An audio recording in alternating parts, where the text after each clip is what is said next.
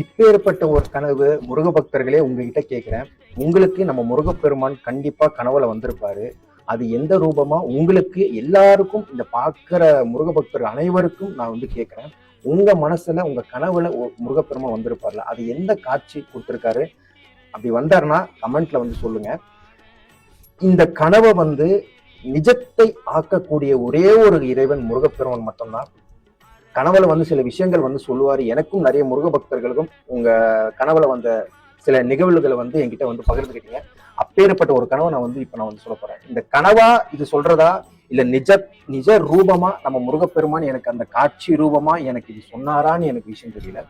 மலேசியால நீண்ட நாளாவே நம்ம இல்லத்துக்கு வந்து நம்ம கோயிலுக்கும் நம்ம திருப்பணிகளுக்கும் உதவி செஞ்சுக்கிட்டே இருப்பாரு. அவர் வந்து என்கிட்ட வந்து கேட்கிறாரு, இது வந்து இந்த நிகழ்வு வந்து கனவுல நடக்குது. ஐயா சாமி, எனக்கு ஒரு விஷயம், இப்போ எனக்கு இது வந்து கனவுல சொல்றாரு. நான் உதவி பண்ண போறேன். ஒருத்தவங்க உங்களை தேடி வருவாங்க, மருத்துவ ரீதியா ஒருத்தவங்க உங்களை தேடி வருவாங்க.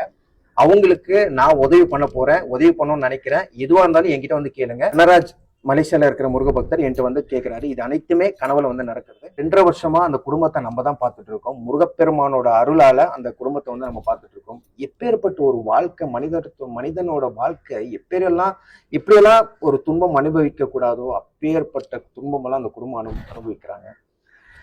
அப்பா கிடையாது, அம்மாவுக்கு வந்து 65 வயசு ஆகுது. முதல் பையன் வந்து வேலைக்கு போயிட்டு இருக்காரு.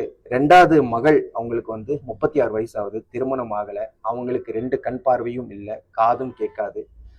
3வதா வந்து ஒரு மகன் இருக்காங்க, அவங்களுக்கு 2 கால்களும் இல்லை, மனநிலை பாதிக்கப்பட்டு படுத்த படுக்கையா இருக்காங்க. கிட்டத்தட்ட 2 வருஷமா இது சொல்லக்கூடாது, என் முருகன் சொன்னதுனால இன்னைக்கும் ஏதேதோ முருக பக்தர்கள் எங்கெந்தோ அந்த குடும்பத்துக்கு இன்னைக்கும் உதவி செஞ்சுக்கிட்டே தான் இருக்கீங்க. இது அனைத்துமே ஒரே விஷயம், இன்னைக்கும் அந்த குடும்பம் வாழ்ந்துட்டு இருக்க காரணம் வேற யார்? நான் கூட கிடையாதுங்க. நான் வந்து ஒரு வேலைக்காரன் மட்டும்தான். தலைவன் முருகப்பெருமான் சொல்றாரு, அதை செஞ்சு அந்த சேவையை கொண்டு போய் சேர்க்கறது நான் ஒரு வேலைக்காரன் மட்டும்தான். இது அனைத்துமே முருகப்பெருமானால மட்டும்தான் செஞ்சிருக்கு.